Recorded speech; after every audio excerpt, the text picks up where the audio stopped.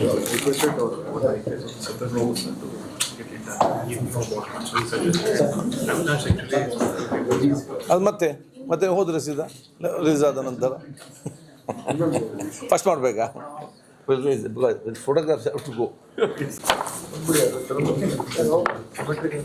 ಅವರು ನಮ್ಮ ಕಮಿಷನರ್ ಆಗಿರುವಂಥ ಗುರುದತ್ ಅವರು, NHMನ ನೂತನ ಡೈರೆಕ್ಟರ್ ಆಗಿರುವಂಥ ಅಕ್ರಮ್ ಪಾಷದ್ ಅವರು, ನಮ್ಮ ಹೆಲ್ತ್ ಡೈರೆಕ್ಟರ್ ಅಂತ ರಜಿನೇರ್ ಅವರು, ಇನ್ನಿತರ ಅಧಿಕಾರಿ ವರ್ಗದಲ್ಲೂ ಕೂಡ ಇವತ್ತು ಇದ್ದಾರೆ. ರಾಷ್ಟ್ರೀಯ ಲಸಿಕಾ ದಿನಾಚರಣೆ 28ನೇ ಜೂನ್ ನಡೆಯಲಿದೆ. ಪೋಲಿಯೋ ಮುಕ್ತವಾದ ಭಾರತ ಇವತ್ತು ನಿರ್ಮಾಣ ಆಗಿದೆ. ಆದರೆ ಸುತ್ತಮುತ್ತಲಿನ ದೇಶಗಳಲ್ಲಿ, ಪಾಕಿಸ್ತಾನ ಇರಲಿ, ಅಫ್ಘಾನಿಸ್ತಾನ ಇರಲಿ, ಅಲ್ಲಿ ಅವರು ಕೂಡ ಇವತ್ತು ಪೋಲಿಯೋ ಮುಕ್ತವಾಗಲಿಲ್ಲ. ಆದ ಕಾರಣ ಅಲ್ಲಿರುವಂಥ ವೈರಸ್ ಯಾವುದೇ ಸಂದರ್ಭದಲ್ಲಿ ಕೂಡ ಇಲ್ಲಿ ಬಂದು ನಮ್ಮ ಮಕ್ಕಳಿಗೆ ತಗಲುವಂಥ ಒಂದು ಸಾಧ್ಯತೆಗಳು ಇವತ್ತಿದೆ. ಅದಕ್ಕಾಗಿ ಬಹುಶಃ ಇವತ್ತು ಪೋಲಿಯೋ ಪಲ್ಸ್ ಪೋಲಿಯೋ ದಿನಾಚರಣೆಯನ್ನು ನಾವು ಜೂನ್ 28ನೇ ತಾರೀಕಿಗೆ ಇವತ್ತು ಆಚರಿಸ್ತಿದ್ದೇವೆ. ಭಾರತ ದೇಶದಲ್ಲಿ ಪೋಲಿಯೋ ಮುಕ್ತ ರಾಷ್ಟ್ರ ನಿರ್ಮಾಣ ಮಾಡಲಿಕ್ಕೆ ಸಾಧ್ಯವೇ ಅಂತೇಳಿ ವಿಶ್ವದಲ್ಲಿ ಭಾಳಷ್ಟು ಜನ ಚರ್ಚೆ ಮಾಡ್ತಾ ಇದ್ರು. ಯಾಕೆ ಅಂತ ಹೇಳಿದರೆ 140 ಕೋಟಿ ಜನಸಂಖ್ಯೆ, ಅದರಲ್ಲಿ ಬಹುತೇಕ ಶಿಕ್ಷಿತರು ಮತ್ತು ಶಿಕ್ಷಣ ಇಲ್ಲದವರು, ಗ್ರಾಮೀಣ ಮಟ್ಟದಲ್ಲಿ ಮಾತ್ರ ಅಲ್ಲ, ನದಿ ಮಧ್ಯೆ ಜೀವಿಸುವವರು, ಕಾಡಿನಲ್ಲಿ ಜೀವಿಸುವವರು, ಗುಡ್ಡಗಾಡಿನಲ್ಲಿ ಜೀವಿಸುವವರು, ಇವನ್ನೆಲ್ಲ ಬಹುಶಃ ಇವತ್ತು ಆ ಪ್ರದೇಶಕ್ಕೆ ಹೋಗಿ ಪಲ್ಸ್ ಪೋಲಿಯೋ ಕೊಟ್ಟು ಆ ಪೋಲಿಯೋ ಮುಕ್ತ ರಾಷ್ಟ್ರ ನಿರ್ಮಾಣ ಮಾಡಲಿಕ್ಕೆ ಸಾಧ್ಯವಿಲ್ಲ ಅಂತೇಳಿ ಭಾಳಷ್ಟು ರಾಷ್ಟ್ರಗಳು ಆಲೋಚನೆ ಮಾಡಿತ್ತು.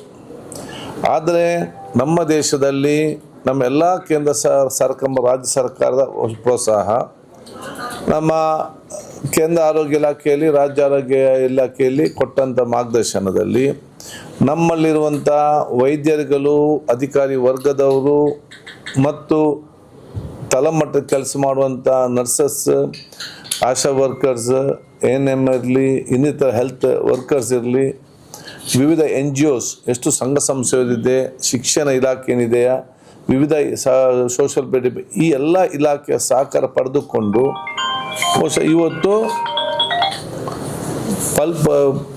ಪೋಲಿಯೋ ಮುಕ್ತ ರಾಷ್ಟ್ರ ನಾವು ಇವತ್ತು ನಿರ್ಮಾಣ ಮಾಡಿದ್ದೇವೆ. ಅದಕ್ಕಾಗಿ ಇದಕ್ಕೆ ಕೆಲಸ ಮಾಡಿದಂಥ ಆರೋಗ್ಯ ಇಲಾಖೆ ಮತ್ತು ಎಲ್ಲ NGOಸನ್ನು ನಾವು ಯಾವಾಗಲೂ ಕೂಡ ಸ್ಮರಿಸಬೇಕು. ಕೆಲವೊಂದು ಕಡೆಯಲ್ಲಿ ಅವರಿಗೆ ಹೋಗಲಿಕ್ಕೆ ಸರಿಯಾದ ರಸ್ತೆ ಇರಲಿಲ್ಲ, ಹಗ್ಗದಲ್ಲಿ ನೇತಾಡಿಕೊಂಡು ಹೋಗಿದ್ದು ಕೂಡ ಇದೆ. ನಮ್ಮ ಹೆಲ್ತ್ ವರ್ಕರ್ಸ್ ನೀರಿನಲ್ಲಿ ಈಜುಕೊಂಡು ಹೋಗಿ ಆ ಕಡೆ ಮುಟ್ಟಿ ಕೂಡ ಅಲ್ಲಿ ಪಲ್ಸ್ ಪೋಲಿಯೋ ಕೊಟ್ಟದ್ದು ಕೂಡ ಇವತ್ತು ಇದೆ. ಎಲ್ಲ ಜೀವದ ಆ ಒಂದು ಜೀವನ ಪಣವಿಟ್ಟು ಕಾಡಿನ ಮಧ್ಯೆ ಇವತ್ತು ಹೋಗಿ ಇವತ್ತು ಪಲ್ಸ್ ಪೋಲಿಯೋ ಇವತ್ತು ಕೊಟ್ಟದ್ದು ಕೂಡ ಇದೆ. ಆದ ಕಾರಣ ಇವತ್ತು ನಮ್ಮ ಎಲ್ಲ ಹಿರಿಯರು ಏನು ಮತ್ತು ಹೆಲ್ತ್ ವರ್ಕರ್ಸ್ ಮತ್ತು ಹೆಲ್ತ್ ಡಿಪಾರ್ಟ್ಮೆಂಟ್ ಅಧಿಕಾರಿ ವರ್ಗದವರು ಏನು ಶ್ರಮವಹಿಸಿ ಇವತ್ತು ಪೋಲಿಯೋ ಮುಕ್ತವಾದ ಭಾರತ ನಿರ್ಮಾಣವಾಗಿದೆ, ಅದನ್ನೇ ಮೇಂಟೈನ್ ಮಾಡಿಕೊಂಡು ಹೋಗೋ ಜವಾಬ್ದಾರಿ ಈಗ ನಮ್ಮೆಲ್ಲರ ಇವತ್ತು ಜವಾಬ್ದಾರಿ ಇವತ್ತು ಆಗಿದೆ. ಅದಕ್ಕಾಗಿ ಬಹುಶಃ ಇವತ್ತು 28ನೇ ತಾರೀಕಿಗೆ ಬೆಳಿಗ್ಗೆ 8 ಗಂಟೆಗೆ ಮಾನ್ಯ ಮುಖ್ಯಮಂತ್ರಿಗಳು ಇದಕ್ಕೆ ಚಾಲನೆ ಕೊಡ್ತಾರೆ. ಸ್ಥಳವನ್ನು ನಾವು ನಿಮಗೆ ಮತ್ತೆ ಹೇಳ್ತೇವೆ. ಇದರಲ್ಲಿ ಈಗಾಗಲೇ ನಮ್ಮ ರಾಜ್ಯದಲ್ಲಿ ಸುಮಾರು ಈಗ ನಮಗೆ ಮಾಹಿತಿ ಕೊಟ್ಟಾಗೆ 64,84,901 ಲಸಿಕೆ ಪಡೆಯಲು ಬರಬೇಕಾದಂಥ ಸಣ್ಣ ಮಕ್ಕಳಿದ್ದಾರೆ. ಇದಕ್ಕಾಗಿ ನಾವು 36,076 ಬೂತ್ಗಳನ್ನು, ಪಲ್ಸ್ ಪೋಲಿಯೋ ಬೂತ್ ಮತ್ತು ಹೆಲ್ತ್ ವರ್ಕರ್ಸನ್ನು ಮತ್ತು NGOs ಸಹಕಾರ ಅಲ್ಲಿ ನಾವು ಇವತ್ತು ಸ್ಥಾಪನೆ ಮಾಡಿದ್ದೇವೆ. ಇವತ್ತು ಮೊಬೈಲ್ ಎಲ್ಲಿಗೆ ಇವತ್ತು ಬಹುಶಃ ಇವತ್ತು ಗುಡ್ಡಗಾಡು ಪ್ರದೇಶದ ಸಮಸ್ಯೆ ಅಲ್ಲೆಲ್ಲ ಕೂಡ ಇವತ್ತು ಮೊಬೈಲ್ನ ತಂಡವನ್ನು ನಾವು ಇವತ್ತು 988 ಮೊಬೈಲ್ ಟೀಮ್ ಕೂಡ ಇವತ್ತು ರಚಿಸಲಾಗಿದೆ. ಅದೇ ರೀತಿ ನಮ್ಮ ಟ್ರಾನ್ಸಿಟ್ ತಂಡ ಅಲ್ಲಿ ಬಹುಶಃ ಬಸ್ ಸ್ಟ್ಯಾಂಡ್ ಇರಲಿ, ರೈಲ್ವೆ ಸ್ಟೇಷನ್ ಇರಲಿ, ಏರ್ಪೋರ್ಟ್ ಇರಲಿ, ಜನ ಎಲ್ಲಿ ಬಂದು ಹೋಗ್ತಾರೆ, ಆ ಮೂವಿಂಗ್ ಎಲ್ಲಿದೆಯಾ ಅಲ್ಲಿ ಕೂಡ ಅವರು ಕೂಡ ಅವ್ರಿಗೆ ಸುಲಭ ಆಗಬೇಕಂತೇಳಿ 2125 ಟ್ರಾನ್ಸಿಟ್ ತಂಡ ಕೂಡ ರಚನೆ ಮಾಡಲಾಗಿದೆ. ಅದಕ್ಕೆ ನಮ್ಮ ಕಾರ್ಯಕರ್ತರು ಇವತ್ತು ಸುಮಾರು 1,14,213 ಹೆಲ್ತ್ ವರ್ಕರ್ಸ್ ಇದಕ್ಕೆ ದುಡಿತಾ ಇವತ್ತು ಇದ್ದಾರೆ. ಇದನ್ನು ಸೂಪರ್ವೈಸ್ ಮಾಡಲಿಕ್ಕೆ 7,197 ಸೂಪರ್ವೈಸರ್ ಕೂಡ ಇವತ್ತು ನೇಮಿಸಲಾಗಿದೆ. ಒಟ್ಟಾರೆಯಾಗಿ ನಿಮ್ಮ ಮಾಧ್ಯಮದನ್ನು ಕೂಡ ಸೇರಿಸಿಕೊಂಡು ಒಂದು ಟೀಮ್ ವರ್ಕ್ ಆಗಿ ಇದನ್ನು ನಾವು ಯಶಸ್ವಿಸಿಕೊಂಡು ಹೋಗುವಂಥ ಸಂದರ್ಭ. ಅದಕ್ಕೆ ನಿಮ್ಮೆಲ್ಲರ ಸಹಕಾರ ನಮಗೆ ಅತಿ ಅಗತ್ಯ. ನಾವು ಇವತ್ತು ಎಲ್ಲ ತಾಯಂದಿರಿಗೆ ನಾವು ಹೇಳುವುದೇನಂತ ಹೇಳಿದರೆ, ಅವರ ಮಕ್ಕಳನ್ನು ಭವಿಷ್ಯ, ಯಾಕೆಂದರೆ ಹಿಂದೆ ನಾವು ನೋಡಿದ್ದೇವೆ ಪೋಲಿಯೋ ಪೀಡಿತ ಮಕ್ಕಳು ಬಹುಶಃ ನಮ್ಗೆ ಅಲ್ಲಿ ಕಾಣ್ತಾ ಇದ್ರು, ಈಗ ನಮ್ಗೆ ಯಾರು ಕೂಡ ಕಾಣ್ತಾ ಇಲ್ಲ. ಯಾಕೆ? ನಾವು ಆ ಪೋಲಿಯೋ ವೈರಸ್ಸನ್ನು ನಾವು ದೂರ ಮಾಡಿದ ಕಾರಣ ಅದು ಕಾಣ್ತಾ ಇಲ್ಲ. ಇದಕ್ಕೆ ಪ್ರತಿಯೊಂದು ತಾಯರು ಕೂಡ ಆಸಕ್ತಿ ವಹಿಸ್ಕೊಳ್ಬೇಕು. ಆ ಒಂದು what age 6 month 0 to 5 0 to 5 ಹುಟ್ಟಿದ ಮಗು 0 to 5 ಸಣ್ಣ ಮಗು ಏನಿದೆಯಾ ಅದಕ್ಕೆ ಕಡ್ಡಾಯವಾಗಿ ಲಸಿಕೆ ಅದನ್ನು ಹಾಕಲೇಬೇಕು. ಎರಡನೇದು ವ್ಯಾಕ್ಸಿನ್ ಇವತ್ತು ಮುಂಚೆ ದಿವಸ ತಗೊಂಡಿದ್ರು ಕೂಡ ರೆಗ್ಯುಲರ್ ವ್ಯಾಕ್ಸಿನ್, ಅವರು ಕೂಡ ನೆಕ್ಸ್ಟ್ ಡೇ ಕಡ್ಡಾಯವಾಗಿ ಈ ಪೋಲಿಯೋ ಲಸಿಕೆಯನ್ನು ತಗೊಳ್ಳೇಬೇಕು. ಇನ್ನು ಇವರಿಗೆ ಇನ್ನಷ್ಟು ಸುಲಭವಾಗಿ ಮಾಡಲಿಕ್ಕೆ ನಮ್ಮ health department secretary, director and office ಬೇರೆ ಎಲ್ಲರೂ ಕೂಡ ಸೇರಿಕೊಂಡು ಈಸಿ ಆಗಬೇಕಾದಲ್ಲಿ ಅವರಿಗೆ ಒಂದು ಆ್ಯಪ್ ಮಾಡಿದ್ದಾರೆ, ಗೂಗಲ್ ಆ್ಯಪ್. ಎಲ್ಲಿ ಅದು ನಿಯರೆಸ್ಟ್ ಪೋಲಿಂಗ್ ಬೂತ್ ಎಲ್ಲಿ ಅಂತ ನಿಮಗೆ ಗೊತ್ತಾಗಬೇಕಾದ್ರೆ ನಿಮ್ಮ ಮನೆಯ ಪಕ್ಕದಲ್ಲಿರಲಿ, ನಿಮ್ಮ ಆಫೀಸ್ ಕಚೇರಿ ಪಕ್ಕದಲ್ಲಿರಲಿ, ಆ ಆ್ಯಪಿಗೆ ಹೋದರೆ ನಿಯರೆಸ್ಟ್ ಬೂತ್ ಅನ್ನೋದು ತೋರಿಸ್ತದೆ. ಸೊ ನಾವೆಲ್ಲ ರೀತಿಯ ಒಂದು ಸಹಕಾರ ಮಾಡಿಕೊಂಡು ವ್ಯವಸ್ಥೆ ಮಾಡಿದ್ದೇವೆ. ಜನ ಅದರ ಪ್ರಯೋಜನ ಎಲ್ಲ ಕೂಡ ತಗೊಳ್ಬೇಕು ಅಂತ ಹೇಳಲಿಕ್ಕೆ ಇವತ್ತು ಬಯಸುವಂಥದ್ದು. ಅದಕ್ಕೆ ನಾ ಪೋಲಿಯೋ ಮುಕ್ತವಾದ ಭಾರತ, ಪೋಲಿಯೋ ಮುಕ್ತ ಕರ್ನಾಟಕ ಅಂತ ಹೇಳಿಕೊಂಡು ಪ್ರತಿ ಬಾರಿ 2 ಹನಿಗಳು ಪೋಲಿಯೋ ವಿರುದ್ಧ ಇವತ್ತು ನಿರಂತರ ಗೆಲುವು ಸಾಧಿಸಲು ಸಾಧ್ಯವಾಗ್ತದೆ. ಈ ಹಿಂದೆಲ್ಲ ನಾವು ಯಾವಾಗ ನಾವು ಪೋಲಿಯೋ ಮುಕ್ತವಾದ ಭಾರತ ಇವತ್ತು ನಿರ್ಮಾಣ ಆಗಲಿಲ್ಲ, ಆವಾಗ ನಾವು 2 ಸಲ ವರ್ಷಕ್ಕೆ ಯೋಜನೆ ಇತ್ತು ಪಲ್ಸ್ ಪೋಲಿಯೋ ಕಾರ್ಯಕ್ರಮ. ಈಗ ಅದು ವರ್ಷಕ್ಕೆ 1 ಸಲ ಇವತ್ತು ನಾವು ಮಾಡ್ತಾ ಇದ್ದೇವೆ. ಎಲ್ಲರೂ ಕೂಡ ಸಹಕಾರ ಕೊಡಬೇಕು. ಮತ್ತು ನಾವೆಷ್ಟೇ ಶ್ರಮ ಪಟ್ಟರೂ ಕೂಡ ನಿಮ್ಮ ಸಂಪೂರ್ಣ ಸಹಕಾರದಲ್ಲಿ ಮಾತ್ರ ಅದು ಜನರಿಗೆ ಹೋಗಿ ಮುಟ್ಟಿಸ್ಲಿಕ್ಕೆ ಇವತ್ತು ಸಾಧ್ಯವಾಗ್ತದೆ. ಸೊ ಮಾಧ್ಯಮ ಮಿತ್ರ ನಿಮ್ಮೆಲ್ಲರ ಸಹಕಾರ ನಮಗೆ ಅತಿ ಅಗತ್ಯ ಅಂತ ಕೇಳಲಿಕ್ಕೆ ನಾನು ಇವತ್ತು ಬಯಸ್ತೇನೆ. ನೆಕ್ಸ್ಟ್ ಏನು ಮಾಡಬೇಕು ಸರ್? ಅದ್ಮೇಲೆ ಈ ಥರ ಬರುತ್ತೆ ಸರ್, ಅಷ್ಟೇ ಮಾಡಿದ್ರೆ ದಂಧೆವಿಲ್ನೋ ಅದು ಮತ್ತೆ ಪ್ರೊಸೆಸ್ ಮಾಡಿ ತಕ್ಷಣ ನಿಮಗೆ ಗೂಗಲ್ ಮ್ಯಾಪ್ ಬರ್ತದೆ ಎಲ್ಲಿ ಎಲ್ಲಿ ಇದೆ ಅಂತ, ಸೆಂಟರ್ ಎಲ್ಲಿ ಎಲ್ಲಿ ಇದೆ ಅಂತ ಹೇಳಿಕೊಂಡು ಹೇಳಿ. Near by vaccination. ಗುಡ್ಡಗಾಡು ಪ್ರದೇಶ, ವಲಸಿಗ ಸಮುದಾಯದ ಮಕ್ಕಳು ಒಂದಿಷ್ಟು ಜನ ಗ್ರೂಪ್ ಮಾಡಿದೆ ಸರ್. ಈಗ ಟೋಟಲ್ ಆಗಿ ಎಲ್ಲ 64 ಲಕ್ಷ ಚಿಲ್ಲರೆ ಮಕ್ಕಳಿದ್ದಾರೆ. ಅದೊಂದೊಂದು ಪ್ರದೇಶವಾಗಿ ನಮ್ಮ ಕೇಂದ್ರ ಕೊಡ್ತಾರೆ. ಮತ್ತು ನಮ್ಮ ಈಗ ಅದು ನಮ್ಮ ಸ್ಪಷ್ಟ ಮಾಹಿತಿ ಇಲ್ಲ, ಬಟ್ ಅಲ್ಲಿಗೆ ಜಾಸ್ತಿ ಟಾರ್ಗೆಟ್ ಮಾಡ್ತೇವೆ ನಾವು ಇದರಲ್ಲಿ. ಟೋಟಲ್ ವರ್ಷ ಎಕ್ಸ್ಪೆನ್ಸ್ ಯಾರದು ನೋಡು, 5 crores, 5 ಕೋಟಿ ರೂಪಾಯಿ. Who's heading it? NHM. But state share 60-40 share. ಅಲ್ಲ, ಇಲ್ಲಿ ಆಫೀಸ್ ಸ್ಟೇಟ್ ಆಫೀಸರ್ ಯಾರು ಹೆಡ್ ಅದಕ್ಕೆ? Immunization. ಇವರು ನಿಮ್ಮ ಅಂಡರ್ ಇರೋದು. Okay, under the immunisations. High court ಬಿಟ್ಟು ಸರ್ ಜಿಲ್ಲಾ ಪಂಚಾಯತ್ ಅರೇಂಜ್ಮೆಂಟ್ ಮಾಡೋದು ಇಲ್ಲ. ಹೌದು. And this all be participation of all local bodies, health department, local bodies, education department, anganwadi, Other departments. ಹೌದು, ಪ್ರೈವೇಟ್ ಬೇರೆ ಬೇರೆ ಸಂಘ ಸಂಸ್ಥೆಗಳಿದೆ. ದೇ ಆರ್ ಆಲ್ 100% ಟಾರ್ಗೆಟ್ ಆಗಲೇಬೇಕಲ್ಲ. 64,84,101 ಈಗಕ್ಕೆ. ಇನ್ನು ರಾತ್ರಿ ಈಗ ಮತ್ತೆ ಡೆಲಿವರಿ ಆದ ಅದು ಕೂಡ ಸೇರ್ತದೆ. ಈಗ ಒಂದು ದಿವಸ ಮುಂಚೆ ಆದ್ರೂ ಕೂಡ ಕೊಡಬೇಕು. ಸರಿ, 2025 ಟಾರ್ಗೆಟ್ ಕವರೇಜ್ ಮತ್ತು ಈಗಿನ 2026 ಟಾರ್ಗೆಟ್ ಕವರೇಜ್ ನೋಡಿದಾಗ ತುಂಬಾ ದೊಡ್ಡ ಮಟ್ಟದ ಡಿಫರೆನ್ಸ್, ಮಕ್ಕಳು ಹುಟ್ಟುವ ಸಂಖ್ಯೆ ಕಡಿಮೆ ಆಗಿದೆ ಅಂತ ಅನಿಸ್ತಿದೆ. NFHS ರಿಪೋರ್ಟ್ ಕೂಡ ಅದನ್ನೇ ಹೇಳ್ತಾರೆ, ಮಕ್ಕಳ ಸಂಖ್ಯೆಯಲ್ಲಿ ಇಳಿಮುಖ ಆಗಿದೆ. ಅದಕ್ಕೆ ಆಗಬೇಕಾ ಬೇಡವಾ? ನಮ್ಗೆ ಗೊತ್ತಿಲ್ಲಲ್ಲ. ಅದು ಎಷ್ಟು ಜನ ಅಲ್ಲಿ ಹುಡ್ತಾರೋ ಅಷ್ಟು ಲೆಕ್ಕ ಬರ್ತದೆ, ನಾವೇನು ಮಾಡ್ಲಿಕ್ಕೆ ಸಾಧ್ಯ ಇಲ್ಲ. ಮಕ್ಕಳ ಸಂಖ್ಯೆಯಲ್ಲಿ ಓವರ್ ಕಡಿಮೆ ಆಗ್ತಿದೆ. ಲಾಸ್ಟ್ ಟೈಮ್ ಆ ಸಂಖ್ಯೆ ಇದೆ, ಅದು ಎಷ್ಟು ಸಂಖ್ಯೆ? ಲಾಸ್ಟ್ ಟೈಮ್ ಎಷ್ಟು ಸಂಖ್ಯೆ ಇತ್ತು? ಅಲ್ಲಲ್ಲ ಅವ್ರು ಹೇಳ್ತಾರೆ ಸರ್ ಬರ್ತ್ ರೇಟ್ ಕಡಿಮೆ ಅವ್ರು ಆಗಿದೆ. ಬರ್ದಾಗ ನಾವೇನು ಮಾಡ್ಲಿಕ್ಕೆ ಇಲ್ಲಿ ಅವರು ಅಲ್ಲ 60 ವರ್ಷ ಮೇಲ್ಪಟ್ಟವ್ರ ಸಂಖ್ಯೆ ಜಾಸ್ತಿ ಆಗಿದೆ ಅಂತ ಒಂದು ಸ್ಟೇಟಸ್ ಹೇಳ್ತಿದೆ. ಓಕೆ, ಮಕ್ಕಳ ಹುಟ್ಟುವ ಸಂಖ್ಯೆ ಕಡಿಮೆ ಆಗ್ತಾ ಇದೆ, ಯಾಕೆ? ಯಾಕೆ 10 ಹತ್ರ ಕೇಳ್ಬೇಕು, ನನ್ನ ಕೇಳಿ ಪ್ರಯೋಜನ ಈಗ ನನಗೇನು ಗೊತ್ತು. ನ್ಯಾಷನಲ್ ಹೆಲ್ತ್ ರಿಪೋರ್ಟ್ ಹೇಳ್ತಿರೋದೇನಂದ್ರೆ ಮಕ್ಕಳ ಸಿ ನಮ್ದೇನಿದೆ, ನಾವೀಗ ಹೋಗಿ ನೀವು ಮಕ್ಕಳು ಮಾಡಿ ಅಂತ ಹೇಳಿಕ್ಕೆ ಆಗ್ತದಾ? ಇಲ್ಲಲ್ಲ, ಎಷ್ಟು ಮಕ್ಕಳು ಹುಡ್ತಾರೆ ಅವರನ್ನು ನೋಡಿಕೊಂಡು ಅವರಿಗೆ ಪಲ್ಸ್ ಪೋಲಿಯೋ ಕೊಡುದು, ಇಷ್ಟು ನಮ್ಮ ಕೆಲಸ ಅಷ್ಟೇ. ಜನಸಂಖ್ಯೆ ಇಳಿಕೆ ಆಗ್ತಾ ಇದೆ. ಅದಕ್ಕೆಲ್ಲ ಜನಜಾಗೃತಿ ಮೂಡಿಸ್ತಾ ಇಲ್ವಾ ನೀವು ಜನಜಾಗೃತಿ ನಾವು ಮೂಡಿಸ್ತಾ ಇದ್ದೇವೆ. ಜನಸಂಖ್ಯೆ ಕಡಿಮೆ ಮಾಡಿ ಒಂದೇನು ಸಾಕು ಎಲ್ಲ ಕೂಡ ನಮ್ಮಲ್ಲಿದೆ. ಅದೆಲ್ಲ ಕಾರಣ ಇರ್ಬೋದು. ಮತ್ತೆ ಇಲಾಖೆ ಆಗಿದ್ರೆ ಜನಸಂಖ್ಯೆ ಇಳಿಕೆ ಮಾಡಬೇಕು ಅಂತ ನಾವು ಯಾವ್ದು ಗುರಿಯನ್ನು ಇಟ್ಕೊಳ್ಳಿ, ಅದನ್ನು ಕೇಳಿದಲ್ಲ. ನಮ್ಗೆ ಸಬ್ಜೆಕ್ಟ್ ಇಲ್ಲ, ಅದು ನಮ್ಮ ಸಬ್ಜೆಕ್ಟ್ ಅಲ್ಲ. ಇದರಲ್ಲಿ ನ್ಯಾಷನಲ್ ಪಾಪ್ಯುಲೇಷನ್ ಅದರದ್ದು ಒಂದು ಡಿಪಾರ್ಟ್ಮೆಂಟ್ ಬೇರೆ ಇದೆ. ನಮ್ದು ಯಾರು ಹುಟ್ತಾರೆ ಅಂಥವ್ರ ಆರೋಗ್ಯ ನೋಡಿಕೊಳ್ಳುವುದು ನಮ್ಮ ಜವಾಬ್ದಾರಿ. ಕರೆಕ್ಟ್. ನಮ್ಮ ಪ್ರಶ್ನೆ ಅರ್ಥ ಆಯ್ತು ಅಂತ ಅನ್ಕೊಂತೀನಿ. ಏನು ಸರ್ ಕ್ಲಿಯರಿಟಿ ಹೇಳ್ಬಿಡ್ತೀನಿ ಪ್ರಶ್ನೆ ಅಂದ್ರೆ 2025 ಟಾರ್ಗೆಟ್ ಕವರೇಜ್ ಏನಿದೆ 64,25,399 ಇದೆ. ಓಕೆ, ಈಗಿನ ಟಾರ್ಗೆಟ್ ಏನಿದೆಯಲ್ಲ ತುಂಬಾ ಮಕ್ಕಳು ಹುಟ್ಟುವಿಕೆ ಸಂಖ್ಯೆ ಕಡಿಮೆ ನೋಡ್ತಿದ್ದೀರಾ? ಅಲ್ಲ 64 ಲಕ್ಷ, ಈ ಸಲ 64 ಲಕ್ಷ 84,000. ಟೋಟಲ್ ಫರ್ಟಿಲಿಟಿ ಅದೇ ರೇಟ್ ಸರ್, ಈಗ ಫರ್ಟಿಲಿಟಿ ರೇಟ್ ಎಲ್ಲ ನೀವು ಕಡಿಮೆ ನೋಡ್ತಿದ್ದೀರಾ? ಯಾಕಂದ್ರೆ ಮಕ್ಕಳ ಸಂಖ್ಯೆ ನಮ್ಮ ರಾಜ್ಯದಲ್ಲಿ ಯಾರು ಕಡಿಮೆ ಆಗ್ತಾ ಇದ್ದಾರೆ ಅಂತ ಕೇಳ್ತೀವಿ. ಈಗ ಲಾಸ್ಟ್ ನೋಡಿದ್ರೆ ವಾಟ್ ವಾಸ್ ಲಾಸ್ಟ್ ಸಂಖ್ಯೆ ಎಷ್ಟು? ಅಲ್ಲಿ ಇದು ಲಾಸ್ಟ್ ಇಯರ್ ಸರ್, ಇದು ಈ ವರ್ಷ. ಹೌದು, ಲಾಸ್ಟ್ ಇಯರ್ ವಾಸ್ 64,84,009 ಅಲ್ಲ 64,25,000 ಮಾರ್ಜಿನಲ್ ಅಷ್ಟೇ. ಈ ಸಲ 64,84,000. 64,84,000 ಜಾಸ್ತಿ ಆಗಿದೆ ಅಲ್ಲ.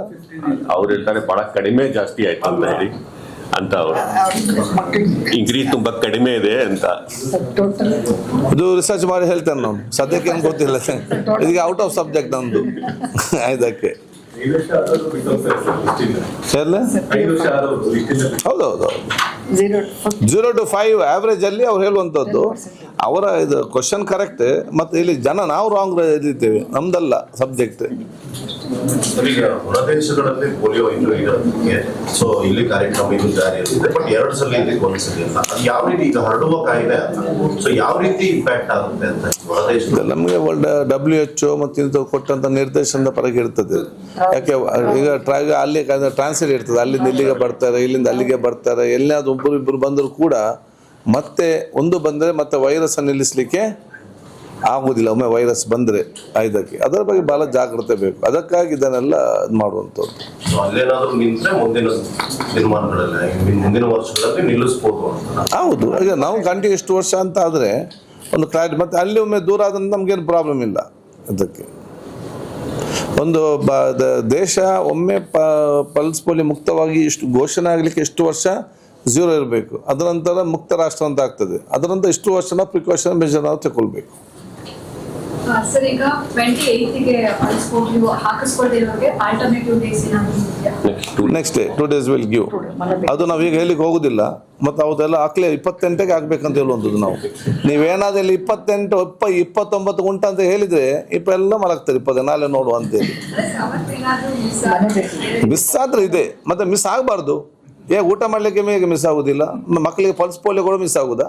ಎತ್ತವರಿಗೆ ದೇ ಶುಡ್ ಮಿಸ್. ಇದರಲ್ಲಿ ಬೆಳಿಗ್ಗೆ ಎದ್ದು ಬ್ರೇಕ್ಫಾಸ್ಟ್ ಮಾಡುವ ಮುಂಚೆ ಮಕ್ಕಳಿಗೆ ಪಲ್ಸ್ ಪೋಲಿಯೋ ಕೊಡಿಸಿ ಮತ್ತೆ ಹೋಗಿ ಬ್ರೇಕ್ಫಾಸ್ಟ್ ಮಾಡಬೇಕು. ವೈದ್ಯರ ನೇಮಕಾತಿಗೆ ಎಷ್ಟು ಅರ್ಜಿ ಬಂದಿದೆ? ಈಗಾಗಲೇ ಮೊನ್ನೆ ನಾವು ಹೇಳಿದ ನಂತರ ಬಹಳಷ್ಟು ಜಿಲ್ಲೆಗಳಿಗೆ ಇವತ್ತು ವೈದ್ಯರ ಅರ್ಜಿ ಇವತ್ತು ಬಂದಿದೆ. ಅಲ್ಲ, ಒಂದೊಂದು ಜಿಲ್ಲೆ ಒಂದೊಂದು ಟೈಪ್ ಇದೆ. ಅದು ಒಂದು 10-15 days ಆಗ್ತದೆ. ಅವಾಗ ನಮಗೆ ಸ್ಟೇಟಲ್ಲಿ ಎಷ್ಟು ಹೊಸತಾಗಿ ಸೇರಿದ ನಮ್ಗೆ ಗೊತ್ತಾಗ್ತದೆ. ಮತ್ತು ಸಂಪೂರ್ಣವಾಗಿ ನೇಮಕಾತಿ ಮಾಡಲಿಕ್ಕೆ ನಾವು ನಿನ್ನೆ ತಾನೇ ನಮ್ಮ ಫೈನಾನ್ಸ್ ಸೆಕ್ರೆಟರಿ ಮತ್ತು ಇಲಾಖೆ ನಮ್ಮ ಸರ್ಕಾರದ ಪ್ರಧಾನ ಕಾರ್ಯದರ್ಶಿ ಮುಖ್ಯಮಂತ್ರಿ ಸೂಚನೆ ಮೀಟಿಂಗ್ ಮಾಡಿದ್ದೇವೆ. ಏನೆಲ್ಲ ನಮಗೆ ವೇಕೆನ್ಸಿ ಇದೆಯಾ ಅದರಲ್ಲಿ ಲಿಸ್ಟ್ ಕೊಡಲಿಕ್ಕೆ ಹೇಳಿದ್ದಾರೆ. ಸೊ ನಾವು ಅದನ್ನು ಪ್ರಾರಂಭ ಮಾಡ್ತೇವೆ. ಏನಾದರೂ ಕೂಡ ಎಲ್ಲ ಅದು ಅಪ್ರೂವ್ ಆಗಿ ಬಂದು ಅದರ ನೇಮಕಾತಿಯಾಗಿ ಇವರ ಕೆಲಸಕ್ಕೆ ಸೇರುವಾಗ 1 ವರ್ಷ ಆಗ್ತದೆ. ಎಷ್ಟು ಆರ್ಥಿಕ ಇಲಾಖೆಯಿಂದ ಎಕ್ಸ್ಪೆಕ್ಟ್ ಮಾಡ್ತಿದ್ದಾರೆ? ಯಾವುದು ಆರ್ಥಿಕ ಇಲಾಖೆಯಿಂದ ಎಷ್ಟು ಎಕ್ಸ್ಪೆಕ್ಟ್ ಮಾಡ್ತಿದ್ದಾರೆ? ಎಷ್ಟು ಆಗ್ಬೋದು? ಇಲ್ಲ, ಈಗ ನಮಗೆ ಅವರು ಏನು ಸ್ಯಾಂಕ್ಷನ್ ಮಾಡಿ ಕೊಟ್ಟಿದ್ದಾರೆ ಅದನ್ನು ಫಸ್ಟ್ ಕ್ಲಿಯರ್ ಮಾಡಬೇಕು. ಅದು ನೇಮಕ ಆದ ತಕ್ಷಣ ಮತ್ತೆ ನಾವು ಎಷ್ಟು ವೇಕೆನ್ಸಿ ಉಂಟು ಅಂತ ಬರೆದು ಕೊಟ್ಟು ಅದಕ್ಕೆ ಒಪ್ಪಿಗೆ ಕೊಡ್ತಾರೆ ಅಂತ ಹೇಳಿದ್ದಾರೆ. ಸರ್ ಮೊನ್ನೆ ಸಭೆ ಮಾಡಿದ್ರಿ, ಏನ್ ಡಿಸಿಷನ್ ತೆಗೆದುಕೊಂಡ್ರಿ? ನೋಡಿ, ನಮಗೆ ಈ 198 is most important ambulance service ಜನರಿಗೆ. ಯಾಕೆಂತೇಳಿ ಇಂದಿನ ಕಾಲ ಇತ್ತು, ನಾವು CSC ತಾಲೂಕು ಆಸ್ಪತ್ರೆ ಎಲ್ಲವೂ ಕೂಡ ಅಲ್ಲಿ ಕೂಡ ಜನ ಬರುವಂಥ ಪರಿಸ್ಥಿತಿ ಇತ್ತು. ಈಗ ಹಾಗೆಲ್ಲ. ಈಗ 108 ಇದ್ದಾಗ ಬಹುತೇಕ ಎಲ್ಲಿ ಫೆಸಿಲಿಟೀಸ್ ಇದೆ ತಾಲೂಕು ಜಿಲ್ಲೆ ಫೆಸಿಲಿಟೀಸ್ ಹೊತ್ತು ಹೋಗ್ತಾರೆ. ಆದ ಕಾರಣ ನಾವು ಅದನ್ನು ಸಂಪೂರ್ಣವಾಗಿ ರಿಸ್ಟ್ರಕ್ಚರ್ ಮಾಡಿ ನಮಗದನ್ನು ಜನಸಾಮಾನ್ಯರಿಗೆ ಏನು ನಾವು 20 ನಿಮಿಷದಲ್ಲಿ ಗೋಲ್ಡನ್ ಟೈಮ್ನ ಮುಟ್ಟಿಸಬೇಕೆಂಬ ಆ ಮೆಡಿಕಲ್ ಗೈಡ್ಲೈನ್ಸ್ ಇದೆಯಾ, ಅದಕ್ಕಿಂತ ಕಡಿಮೆ ಅವಧಿ ಮುಟ್ಟಿಸ್ಲಿಕ್ಕೆ ಏನು ವ್ಯವಸ್ಥೆ ಮಾಡಬೇಕು? 20 ಮಿನಿಟ್ಸ್, ಪ್ಲಾಟಿನಮ್ ಟೈಮ್ 10 ಮಿನಿಟ್ಸ್. ಹೌದು, ಅಲ್ಲ, ಇದಕ್ಕೆ ನಮ್ಮದು ಈ ಸಿಸ್ಟಮ್ ಮಾಡಿದ ನಂತರ ತೀರ್ಮಾನ ಆಗುವಂಥದ್ದು. ಇದಕ್ಕೆ ನಾವು ಫಸ್ಟ್ ಸಿಸ್ಟಮ್ ಮಾಡಬೇಕು. ಸಿಸ್ಟಮ್ ಅಂತ ಹೇಳಿದರೆ ನಾವು ಎಷ್ಟು ಆ್ಯಂಬುಲೆನ್ಸ್ ಬೇಕು ಅಷ್ಟು ಆ್ಯಂಬುಲೆನ್ಸ್ ಕೊಡಬೇಕು. ಇದೆಲ್ಲ ಸಿಸ್ಟಮ್ ಆಗಿ ನಾವು ಟಾರ್ಗೆಟ್ ಕೊಡಬೇಕು. ಅದನ್ನು ನಾವು ವ್ಯವಸ್ಥೆ ಮಾಡ್ತೇವೆ, ಮಾಡಿದಾಗ ನಿಮಗೆ ಹೇಳ್ತೇವೆ. ಹೌದು, we want to get on platinum time. 20 ನಿಮಿಷ ನಮ್ಮ ಹೆಲ್ತ್ ಇದರ ಪ್ರಕಾರ 20 ನಿಮಿಷ ಅಂತ ಗೋಲ್ಡನ್ ಟೈಮ್. 20 ನಿಮಿಷ ಪೇಷಂಟ್ ಮುಟ್ಟಬೇಕು. ನಮ್ಮ ಈಗ ಟೈಮ್ ಸ್ವಲ್ಪ ಡಬಲ್ ಇದೆ, ಅದನ್ನು ಜಾಸ್ತಿ ಇದೆ. ಅದು ಬೇರೆ ಬೇರೆ ಕಾರಣಗಳಿದೆ ಅದಕ್ಕೆ. ಈಗ ಅಷ್ಟೇ ಆಂಬುಲೆನ್ಸ್ ಬೇಕು, ಅಷ್ಟೇ ವ್ಯವಸ್ಥೆ ಬೇಕು, ಅದನ್ನೆಲ್ಲ ಸೆಟ್ ಮಾಡಿದ ಮತ್ತೆ ಆ ಟೈಮ್ ಅನ್ನು ಮುಟ್ಲಿಕ್ಕೆ ಆಗ್ತದೆ.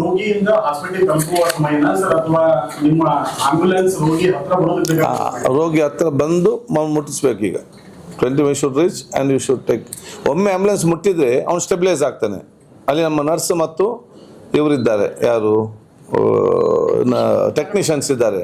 ಸೊ ಅಂತ ನೋಡಿ, ಒಂದು ಅಸೌಖ್ಯದ 100 ಅಸೌಖ್ಯರಲ್ಲಿ ಒಂದು 50 ಅವ್ರಿಗೆ ರಿಕ್ಷಾದಲ್ಲಿ ವೆಹಿಕಲಲ್ಲಿ ಹೋಗುವಂಥ ಅಸೌಖ್ಯ ಇರ್ತದೆ.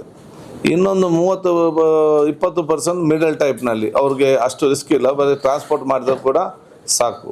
10 ಜನರಿಗೆ ಬಹುಶಃ ನಾವು ಕರೆಕ್ಟಾಗಿ ಆಕ್ಸಿಜನ್ ಸ್ಟೆಬಿಲೈಸ್ ಇದೆಲ್ಲ ಕೂಡ ನಾವು ಜೀವ ರಕ್ಷಿಸುವಂಥ ಒಂದು ಪರಿಸ್ಥಿತಿ ಇರುವಂಥದ್ದು. ಮತ್ತೆ 10 ತೀರಿ ಹೋಗಿರ್ತದೆ, ಏನು ಕೂಡ ಮಾಡಲಿಕ್ಕೆ ಆಗುದು. ಬೈಕ್ ಆಂಬುಲೆನ್ಸ್ ಕೂಡ ನಾವು ಜಾರಿಗೆ ತರ್ತೇವೆ. 100 ಬೈಕ್ ಆಂಬುಲೆನ್ಸ್ಗಳನ್ನು ನಾವು ಮತ್ತೆ ಅದಕ್ಕೆ ಚಾಲನೆ ಕೊಡಲಿಕ್ಕೆ ನಾವು ಈಗಾಗಲೇ ಅಧಿಕಾರಿ ಜೊತೆ ಚರ್ಚೆ ಮಾಡಿದ್ದೇವೆ.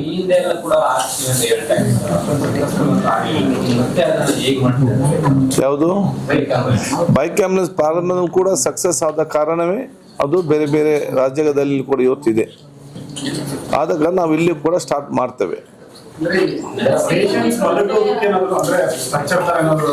ಅಲ್ಲ, ಅದು ಫಸ್ಟ್ ರೆಸ್ಪಾಂಡರ್ ಸಿಸ್ಟಮ್. ನಾನು ಹೇಳ್ದೆ, ಆಕ್ಸಿಡೆಂಟ್ ಆದರೆ ಈಗ ಫಾರ್ ಎಕ್ಸಾಂಪಲ್ ನನಗೊಂದು ಆಕ್ಸಿಡೆಂಟ್ ಅಂತ ಅಲ್ವಾ, ನನಗೆ ಆಕ್ಸಿಡೆಂಟ್ ಆಗಿ ಏನಾಗಿದೆ ನಾನು ಅಷ್ಟಕ್ಕೆ ಹೋಗ್ತೇನೆ. ನನಗೆ ಆಕ್ಸಿಡೆಂಟ್ ಆಗಿ ಕೈ ನೋವು ಅಥವಾ ಏನಾದರೂ ಸಣ್ಣ ಪುಟ್ಟ ಗಾಯ ಇದ್ದರೆ ನಾನೇನಾದರೂ ಅಲ್ಲಿ ಕ್ಲಿನಿಕ್ ಹೋಗ್ಬೇಕು, ಅವನು 500 ರೂಪಾಯಿ ಕೊಡಬೇಕು. ಒಂದು ಫ್ರೀ ಅದಕ್ಕೆ ಟ್ರೀಟ್ಮೆಂಟ್ ಕೊಟ್ಟು ಅವನು ಮನೆಗೆ ಹೋಗ್ತಾರೆ ಅಲ್ಲಿಂದ. ಇದರಲ್ಲಿ ನೆಕ್ಸ್ಟ್ ಏನಿದೆ ಜಾಸ್ತಿ ಅಂತ ಹೇಳಿದರೆ, ಕೈ ಕಾಲು ಮುರಿದಿರ್ತದೆ ಅಥವಾ ಅವನನ್ನು ಈ ಬೈಕಲ್ಲಿ ಕೂತ್ಕೊಂಡು ಬೇಕಾದ್ರೆ ಅವ್ನು ಕರ್ಕೊಂಡು ಹೋಗ್ಬೋದು. ಕೆಲವು ಅವನ ರೆಸ್ಪಿರೇಟರಿ ಪ್ರಾಬ್ಲಮ್ ಇದ್ದಾಗ ಅವನಿಗೆ ಸ್ಟ್ರೆಚರ್ ಇದರಲ್ಲಿ, ಅದರಲ್ಲಿ ಮಲಗಿಸಿ ಆಕ್ಸಿಜನ್ ಇದೆ. ಈ 108 ಬರುವ ತನಕ ಅವನನ್ನು ಸ್ಟೆಬಿಲೈಸ್ ಮಾಡ್ತಾನೆ. ಬಟ್ ಜೀವವನ್ನು ರಕ್ಷಿಸುವಂಥ ಕೆಲಸನ ಮಾಡುವಂಥದ್ದು.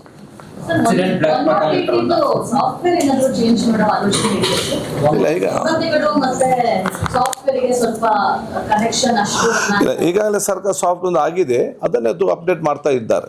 ಚೆನ್ನಾಗಿದೆ. ಅಲ್ಲ, ಈಗ ಇದ್ದಾರೆ. ಅದು ಮುಂದೆ ಅದಕ್ಕೆ ನಾವು ಒಂದು ಸಿಸ್ಟಮ್ ಮಾಡಿಕೊಂಡು ಮತ್ತೆ ಯಾವ ರೀತಿ ಟೆಂಡರ್ ಕರೆಸಿಕೊಂಡು ಟ್ರಾನ್ಸ್ಪರೆನ್ಸಿ ಇದ್ದು ಯಾರು ತಗೊಳ್ತಾರೋ ಅವ್ರು ಚೆನ್ನಾಗಿ ಮಾಡಬೇಕಷ್ಟೇ. ನಮ್ಗೆ ಇವರು ಅಂತ ಏನಿಲ್ಲ, ಜನರಿಗೆ ಸೇವೆ ಕರೆಕ್ಟಾಗಿ ಕೊಡಬೇಕು.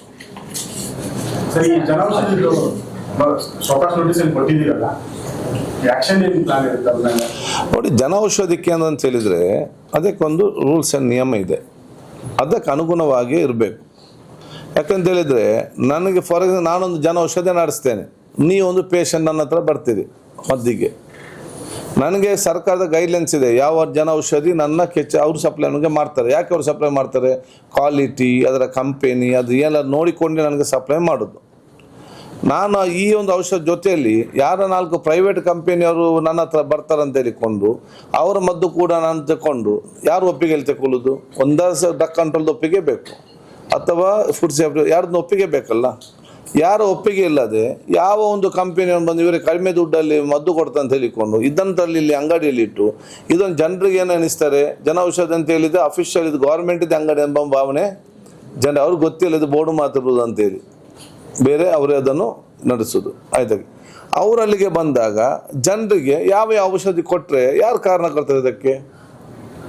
ಈಗ 173 ಜನೌಷಧಿ ಕೇಂದ್ರದಲ್ಲಿ 133 ನಿಯಮ ಉಲ್ಲಂಘನೆ ಮಾಡಿ ಅಂತ ಹೇಳಿದ್ರು. ಆ ನಿಯಮ ಉಲ್ಲಂಘನೆ ಮಾಡಿದವ್ರ ಮೇಲೆ ಏನ್ ಕ್ರಮ ಆಗುತ್ತೆ? ನಾವು ಫಸ್ಟಾಗೆಲ್ಲ ಕ್ರಮ ತಗೊಳ್ಳಿಕ್ಕೆ ಹೋಗೋದಿಲ್ಲ. ಹಾಗೆಲ್ಲ ನಾನು ಅಂಗಡಿ ಕಾಲಿಟ್ಟು ಮಾಡಿ ಇಡಬೇಕು ಕ್ರಮ ತಗೊಂಡ್ರೆ. ಫಸ್ಟ್ ಅವ್ರಿಗೆ ಹೇಳಿ ಅವ್ರು ತಪ್ಪೇನಂತ ಹೇಳಲಿಕ್ಕೆ ನಾವು ಅವರಿಗೆ ಹೋಗ್ತೇವೆ. What is A problem? ಹೀಗೆ ನಂದು ಒಂದು ಸಿಸ್ಟಮಲ್ಲಿ ಬಂದುಬಿಟ್ಟಿದ್ದಾರೆ. ಕೆಲವು ಅಂಗಡಿಯಲ್ಲಿ ಜನೌಷಧಿ ಅಂತ ಹೇಳಿ ಔಷಧ ಒಂದು ಬಿಟ್ಟು ಬೇರೆಲ್ಲೂ ಸಿಗ್ತದೆ. ಸರಿ, ಕೆಲವು ಬ್ರಾಂಡೆಡ್ ಮೆಡಿಸಿನ್ ಮಾಡುವಂತಹ ಪ್ರೈವೇಟ್ ಮೆಡಿಕಲ್ ಸ್ಟೋರ್ಗಳಲ್ಲೂ ಕೂಡ ನೀವು ಹೇಳುವಂತ ಬೇರೆ ಇತರ ವಸ್ತುಗಳನ್ನು ಮಾರಾಟ ಮಾಡ್ತಾರೆ. ಅವ್ರು ಸದ್ಯ ಅವ್ರು ಸರ್ಕಾರ ಅಲ್ಲಲ್ಲ, ಅದಕ್ಕೆ ರೂಲ್ಸ್ ಅಂಡ್ ರೆಗ್ಯುಲೇಷನ್, ಅವ್ರ ರೂಲ್ಸ್ ಆ್ಯಂಡ್ ರೆಗ್ಯುಲೇಷನ್ ಇದೆ. ಅಲ್ಲಿ ಕೂಡ ರೇಟ್ ಆಗ್ತದೆ. ಅವರು ಫಾರ್ಮಸಿಟಿ ಅಲ್ಲಿ ಫಾರ್ಮಸಿ ಎಲ್ಲ ಸಿಸ್ಟಮ್ ಎಲ್ಲ ಕೂಡ ಇವತ್ತು ಇದೆ. ಅವ್ರು ಯಾರಿಂದ ತಗೊಳ್ತಾರೆ ಅವ್ರಿಗಿದೆ. ಇಲ್ಲಿ ಹಾಗೆಲ್ಲಲ್ಲ. ಸರ್ಕಾರ ಮಾಡುವಂಥ ಕಡಿಮೆ ರೇಟಿನಲ್ಲಿ ಜನರಿಕ್ ಮೆಡಿಸಿನ್ ಕೊಡಲಿಕ್ಕೆ ನಾವು ಮಾಡಿದ್ದು ಸರ್ಕಾರವೇ ಪರ್ಚೇಸ್ ಮಾಡಿಸಿ, ಕೇಂದ್ರ ಸರ್ಕಾರವೇ ಪರ್ಚೇಸ್ ಮಾಡಿ ಅವರಿಗೆ ಕಲಿಸ್ತಾರೆ. ಕೇಂದ್ರ ಸರ್ಕಾರ ಪರ್ಚೇಸ್ ಮಾಡಿ ಕಳಿಸುವ ಅದನ್ನು ಮಾಡುವುದು ಬಿಟ್ಟು ಅದರ ಜೊತೆಯಲ್ಲಿ ಇರೋದು ಅವನೊಂದು ಫ್ಯಾಕ್ಟ್ರಿ. ಇವನು ಯಾರ ಫ್ಯಾಕ್ಟ್ರಿ, ಎಲ್ಲಿಂದ ತರ್ತಾನೆ, ಏನು ತರ್ತಾನೆ, ಎಷ್ಟು ಎಕ್ಸ್ಪೈರಿ ಡೇಟ್ ಏನಂತ ಯಾರಿಗೆ ಗೊತ್ತು? ಅವ್ರು ಹೇಳ್ತಾ ಇರೋದು ಯುದ್ಧದ ಕಾರಣದಿಂದ ಒಂದಿಷ್ಟು ಮೆಡಿಸಿನ್ಸ್ ಸ್ಪ್ರೆಡ್ ಆಗ್ತಾ ಇಲ್ಲ, ಹಾಗಾಗಿ 30% ಸದ್ಯಕ್ಕೆ ನಾವು ಮಾಡ್ತಾ ಇದ್ದೇವೆ. ನೋಡಿ, ಅವ್ರ ಅಸೋಸಿಯೇಷನ್ ಅದೆಲ್ಲ ಅಸೋಸಿಯೇಷನ್ ಎಲ್ಲ ಯಾವ್ದಕ್ಕೆಲ್ಲ ಔಷಧ ಕೊಡ್ಲಿಕ್ಕೆ ಹೋಗುದಿಲ್ಲ. ಇವ್ರ ಯುದ್ಧ ಮಾಡಿದಾರೆ ಅಲ್ಲಿ ಹೋಗಿ. ಎಫೆಕ್ಟ್ ಇಲ್ಲ. ಈ ಪ್ರತಿಯೊಂದಕ್ಕೆ ಇವ್ರು ಯುದ್ಧ ಎಫೆಕ್ಟ್ ಅಂತ ನಾವು ಇಲ್ಲಿ ಏನು ಕೆಲಸನೇ ಮಾಡ್ಲಿಕ್ಕಿಲ್ಲ. ಯುದ್ಧ ಎಫೆಕ್ಟ್ ಇದ್ರೆ ಇವರು ಸೆಂಟ್ರಲ್ ಗವರ್ಮೆಂಟ್ ಹೋಗಿ ಯುದ್ಧ ಮಾಡಲಿ ಜನೌಷಧಿ ಕೇಂದ್ರ ವಿರುದ್ಧ. ಯಾರು ಕೊಟ್ಟಿದಾರಲ್ಲ ನಮಗೆ ಸಪ್ಲೈ ಕೊಡಿ ಅಂತೇಳಿ, ಅದನ್ನು ಇವ್ರು ನಮಗೂ ಕೂಡ ಮಾಹಿತಿ ಕೊಡಲಿಲ್ಲ, ನಮಗೆ ಸಪ್ಲೈ ಇಲ್ಲ ಅಂತೇಳಿ. ಇವರು ಕೇಂದ್ರ ಕೂಡ ಬರೆಯುವುದಿಲ್ಲ, ಬರೀ ಅಂಗಡಿ ಕೊಟ್ಟಿದ್ದಾರೆ, ನಾವು ಏನು ಬೇಕಾದ್ರೆ ನಡೆಸ್ಕೊಂಡು ಹೋಗ್ತೇವೆ ಅಂತೇಳಿ ಪ್ರೈವೇಟ್ ಲಿಮಿಟೆಡ್ ಕಂಪನಿ ತಗೊಂಡು ಹೋಗ್ಲಿಕ್ಕೆ ಆಗ್ತದೆ. ಇದನ್ನು ಏನು ಹೋಟೆಲ್ ಆದರೆ ನಮಗೆ ಸಹಿಸ್ಕೊಳ್ಬೋದು. ಇದು ಜನರಿಗೆ ಮದ್ದು ಕೊಡೋದಲ್ವಾ, ಅದರ ಕ್ವಾಲಿಟಿ ಏನಿದೆ ನಾವು ನೋಡಬೇಕಲ್ಲ. ಯಾರು ಹೋಗ್ತಾರೆ? ಬಡವರು ಮತ್ತು ಮುಗ್ಧ ಜನರು. ಅವ್ರಿಗೆ ಏನು ABCD ಗೊತ್ತಿಲ್ಲ. ಸ್ವಲ್ಪ ಗೊತ್ತಿದ್ದವರಾದರೂ ಏನಿದೆ ಯಾವ ಬ್ರ್ಯಾಂಡ್ ಏನು ಸ್ವಲ್ಪ ನೋಡ್ತಾರೆ. ಅಲ್ಲಿ ಹೋಗುವವರು ಯಾರು? ಎಲ್ಲ ಮುಗ್ಧ ಜನರು ಮತ್ತು ಏನೋ ಒಂದು ಜನೌಷಧಿ ಅಂತೇಳಿ ವಿಶ್ವಾಸ ಮೇಲೆ ಹೋಗ್ತಾರೆ. ಯಾವ ಕಂಪನಿಯಿಂದ ತರ್ತಾರೆ? ನಮ್ಗೆ ಲಿಸ್ಟ್ ಕೊಟ್ಟಿದ್ದಾರಾ? ನಾನು ಈ ಕಂಪನಿಯಿಂದ ತರ್ತಿದ್ದೇನೆ, ನಾನು ಈ ಕಂಪನಿಯಿಂದ ಏನಾದ್ರು ಹೇಳಿದಾರಾ? ಯಾವುದು ಕೂಡ ಇಲ್ಲಲ್ಲ. ಮತ್ತೆ ಹೇಗೆ ನಾವು ಸಹಿಸ್ಕೊಳ್ಬೇಕು ಇದನ್ನು? ಆಯುಷ್ಮಾನ್ ಭಾರತದ್ದು ಅರ್ಧ ದುಡ್ಡನ್ನು ಕಟ್ಟಿಸ್ಕೊಳ್ತಾರೆ, ಅರ್ಧ ಸ್ಕೀಮ್ ನಡೆಸ್ಕೊಳ್ತಾರೆ, ಪ್ರೈವೇಟ್ ಹಾಸ್ಪಿಟಲ್ ದೊಡ್ಡ ಸಮಸ್ಯೆ ಆಗಿದೆ. ಇದ್ರ ಬಗ್ಗೆ ಏನು ಆಕ್ಷನ್? ಇದಕ್ಕೆ ನಾವು ಬಹಳ ಸ್ಪಷ್ಟವಾಗಿ ಆಗಲೇ ಹೇಳಿದ್ದೇವೆ. BPL ಯೋಜನೆ ಅಡಿಯಲ್ಲಿ ಸರ್ಕಾರ ನಿಗದಿಪಡಿಸಿದೆ. ಅದಲ್ಲದೆ ಒಂದು ನಯ ಪೈಸೆ ಯಾರು ಕೂಡ ಕೇಳಬಾರ್ದು. ಆಸ್ಪತ್ರೆಯವರು ಕೇಳಿದರೆ ಇವರು ಕೊಡಲು ಕೂಡ ಬಾರ್ದು. ಇದರಲ್ಲಿ ಒಂದು ಅಲ್ಲಿ ಆರೋಗ್ಯ ಮಿತ್ರ ಇದ್ದಾರೆ, ಆರೋಗ್ಯ ಮಿತ್ರ ಹೋಗಿ ಕಂಪ್ಲೇಂಟ್ ಮಾಡಬೇಕು. ಅವರು ಅವರ ಪರವಾಗಿ ಮಾತಾಡ್ತಾರೆ. ಮತ್ತು ನಮ್ಮ ಗಮನಕ್ಕೆ ತಂದರೆ ನಾವು ಕೂಡ ಆಸ್ಪತ್ರೆ ಅವ್ರಿಗೆ ನಾವು ಫೈನ್ ಅಥವಾ ಇನ್ನೊಂದು ಆಗ್ತೇವೆ. ಇದರ ಜೊತೆಯಲ್ಲಿ ಅದು ಡಿಸ್ಚಾರ್ಜ್ ಆದ ಅನ್ನೋದು ಅಡಿಷನಲ್ ಕೇಳೋದು. ಇನ್ನೊಂದೇನು, ಹೋದ ತಕ್ಷಣ ಅಡ್ಮಿಟ್ ಮಾಡಿ ನಿಮ್ಮದು ಅಪ್ರೂವಲ್ ಬರಲಿಲ್ಲ, ಅದು 3 ದಿವಸ ಅದು ಕೂಡ ಇಲ್ಲ. ಸೊ ಇದೇ ನಮ್ಮ ಗಮನಕ್ಕೆ ಬಂದಿದೆ. ನಾವು ಅದನ್ನು ಮೀಟಿಂಗ್ ಮಾಡಿ ಅವರು ಕೂಡ ಎಲ್ಲ ಆಸ್ಪತ್ರೆಗಳು ಮಾಡ್ತಾ ಇಲ್ಲ. ಕೆಲವೊಂದು ಆಸ್ಪತ್ರೆ ಎಲ್ಲ MLA ನಾಳೆ MLA ಬಂದಿದೆ ನನ್ನ ಕ್ಷೇತ್ರದಲ್ಲಿ ಆಗುವಂಥದ್ದು, ಜಿಲ್ಲೆಯಲ್ಲಿ ಆಗುವಂಥದ್ದು. ಮೊನ್ನೆ ರಾತ್ರಿ 1 ಗಂಟೆ ರಾತ್ರಿಗೆ ಬಂದಿದೆ. ಮತ್ತು DHO ABC ಕಲಿಸಿ ಫ್ರೀ ಮಾಡಿಸಿದ್ದು. ನೋಡೋಣ, ಪ್ರತಿಯೊಂದು ಆ್ಯಕ್ಷನ್ ಆಗಿ ನಾನು ಮಿಲಿಟರಿ ಸಿಸ್ಟಮ್ ಮಾಡಿದ್ರೆ ಆಗ್ತದ? ಅವರಿಗೆ ಕರೆಕ್ಟ್ ಮಾಡೋದು ನಮ್ಮ ಜವಾಬ್ದಾರಿ. ಅದನ್ನೇ ನಾನು ಹೇಳ್ದಲ್ಲ, ನಾವು ಒಂದು ಮೆಸೇಜ್ ಕೊಡ್ತೇವೆ. ಅದಕ್ಕಾಗಿ ನಾವೆಲ್ಲ ಕಡೆ ಜನರಿಗೆ ನಿಮ್ಮ ಮುಖಾಂತರ ಕೂಡ ಹೇಳೋದು ಇಷ್ಟೇ, ಯಾರು ಕೂಡ ಇದನ್ನು ದುಡ್ಡು ಅವಕಾಶ ಇಲ್ಲ. ಮತ್ತು ಅಲ್ಲೇ ಎಲ್ಲ ಕಡೆ ನಾವು ದೊಡ್ಡ ಮಟ್ಟದ ಬೋರ್ಡ್ ಆಗ್ತೇವೆ, ಫ್ರೀ ಟ್ರೀಟ್ಮೆಂಟ್ ಅಂತ ಹೇಳಿ. ಇದಕ್ಕೆ ಮತ್ತು ನಾವು ಈಗಾಗಲೇ ನಾನು ಕಮಿಷನ್ಗೆ ಮಾತಾಡಿ ನಾವು ಚರ್ಚೆ ಮಾಡಿದಷ್ಟೇ, ನಾವು ಇಲ್ಲಿ ಒಂದು ಟೋಲ್ ಫ್ರೀ ನಂಬರ್ 24 hours ನಮ್ಮ ಆಫೀಸ್ನಲ್ಲಿ ನಾವು ಗ್ರೀವೆನ್ಸಸ್ ಸೆಲ್ ಅಂತ ಓಪನ್ ಮಾಡ್ತೇವೆ. ಯಾರಿಗಾದ್ರು ಎಲ್ಲಿಂದ ಆದರೆ ತಕ್ಷಣ ನಂಬರ್ಗೆ ಫೋನ್ ಮಾಡಿ ಸಾಕು. ಇಲ್ಲಿಂದ ಆಸ್ಪತ್ರೆಗೆ ಆರೋಗ್ಯ ಮಿತ್ರ DH ಕನೆಕ್ಟ್ ಮಾಡಿ ಅವರಿಗೆ ಸರ್ಕಾರ ಸವಲತ್ತನ್ನು ಉಚಿತ ಕೊಡೋ ವ್ಯವಸ್ಥೆ ನಾವು ಮಾಡ್ತೇವೆ.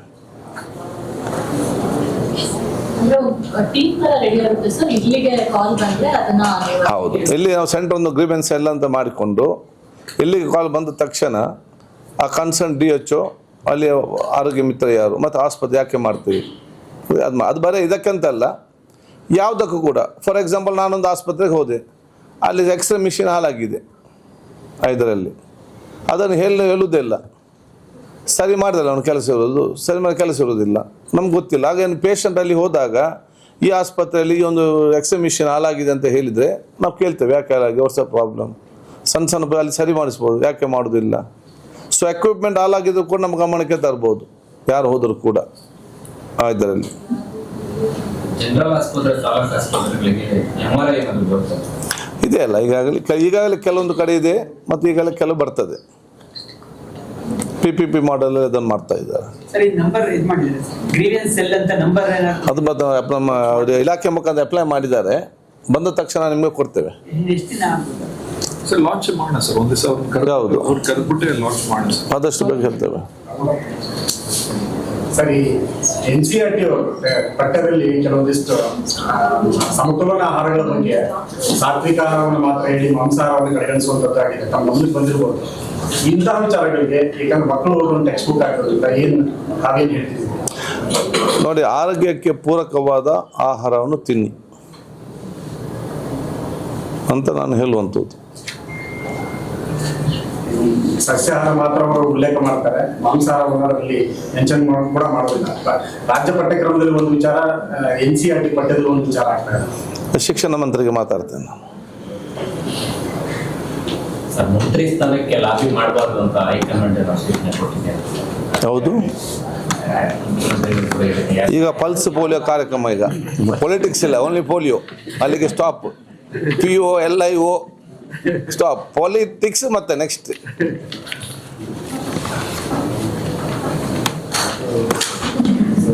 Anything else?